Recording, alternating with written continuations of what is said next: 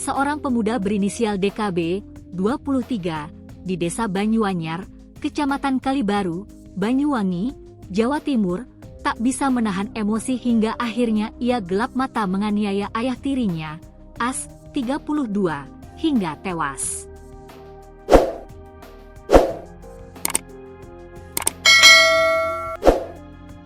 Aksi brutal ini diduga dipicu oleh kemarahan yang meledak setelah ibunya dihina dan dilecehkan oleh korban.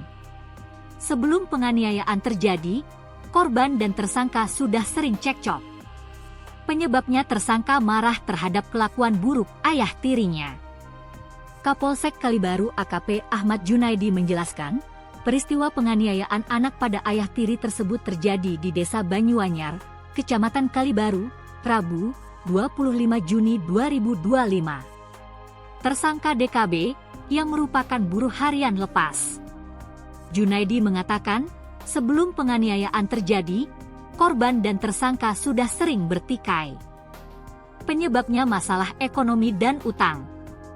Menurut keterangan tersangka, sejak dinikahi ayah tirinya, ibu kandungnya sering mendapatkan kekerasan, kata Junaidi, Kamis, 26 Juni 2025. Belakangan, tersangka juga mengaku sempat diancam akan dibunuh oleh korban.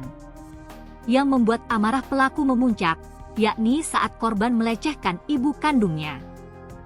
Korban sempat bilang ke tersangka, kalau tidak punya uang, tawarkan saja ibumu ke orang lain, jelasnya.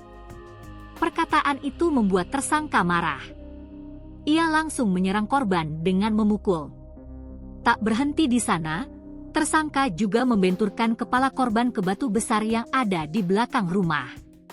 Tersangka juga memukulkan bambu ke kepala korban yang menyebabkan korban tidak sadarkan diri, tutur Junaidi.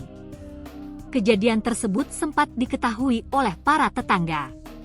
Tetangga pun melaporkan peristiwa itu ke kepala dusun setempat. Pak Kasun datang ke lokasi bersama warga dan melihat korban telah bersimbah darah. Pak Kasun kemudian melaporkan kejadian itu ke Polsek Kalibaru, ujar dia. Mendapat laporan tersebut, anggota Satreskrim Polsek Kalibaru datang ke lokasi untuk melakukan olah tempat kejadian perkara. Aparat sekaligus mengamankan tersangka dan dibawa ke kantor polisi. Setelah dilakukan interogasi, terduga pelaku mengakui bahwa memang dia yang melakukan penganiayaan terhadap korban, tutur Junaidi. Sementara korban sempat dirawat di rumah sakit. Ia mengalami luka di kepala belakang sisi atas. Meski telah dirawat, nyawa korban tak tertolong. Korban meninggal dunia di rumah sakit. Pihak kepolisian masih mendalami latar belakang kasus dan memeriksa sejumlah saksi untuk melengkapi proses penyelidikan, sambungnya.